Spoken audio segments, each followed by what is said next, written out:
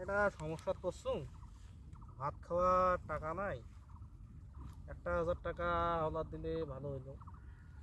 টাকা পয়সা নাই বারে, খুব বিপদত পড়ছুন চাচা।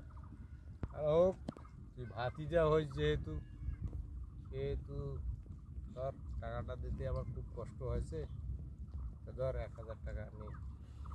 তোমরা যে 1,000 টাকা দিলেন চাচা, খুব উপকার হল। এই ঋণ আর শোধ করে পাবি না তোমার, বিশ্বাস করো, এই ঋণ শোধ করে পাবি না। আচ্ছা হোক বাবা, যা ঠিক আছে, এই ঋণ তুই শোধ করে পাইস না, যা যা। ও ভাতিজা, হ্যাঁ চাচা, দেশ কেনে বেড়ে?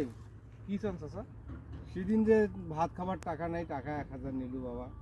না, তোমাক শুধু মুই কোনুম না, কি করলু বাবা রে?